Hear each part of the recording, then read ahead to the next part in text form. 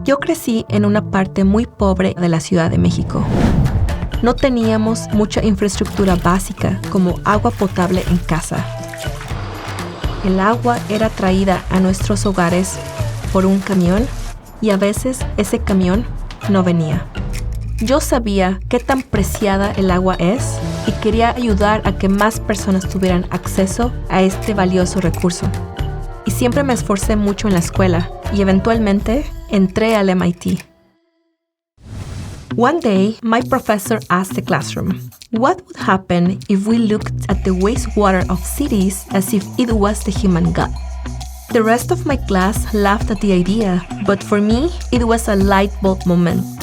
I knew that you could learn a lot about the health of a person by looking at what is going on inside their gut. So why not do the same for a city? So, I did something I never imagined I would ever do. I got a bucket, pried open a manhole, and I pulled out some wastewater. It sounds grosser than it was. Kinda. The idea was to see if I could detect the flu in wastewater. I brought the sample to the lab, and I was so excited to process it. But it failed miserably. I could not detect anything. So I tried again.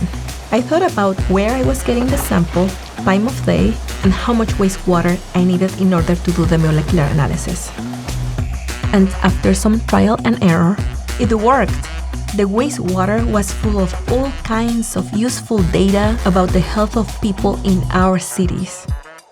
There was a lot of potential here, but I needed help. And around that same time, I happened to meet Nusha. I grew up in Canada, near Toronto, eh? After high school, I had no idea what I wanted to do.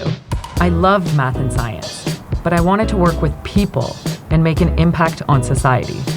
That's when I discovered architecture and urban planning, and how designing smarter cities can help create more livable societies.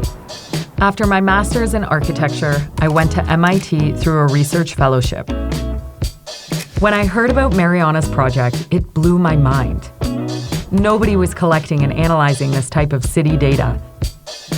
She had just been awarded a $4 million grant to further develop her research, and I got the opportunity to join the project. Through our research, we became convinced that this data had to exist. So we founded Biobot Analytics with the mission to turn wastewater into public health data in every community around the world.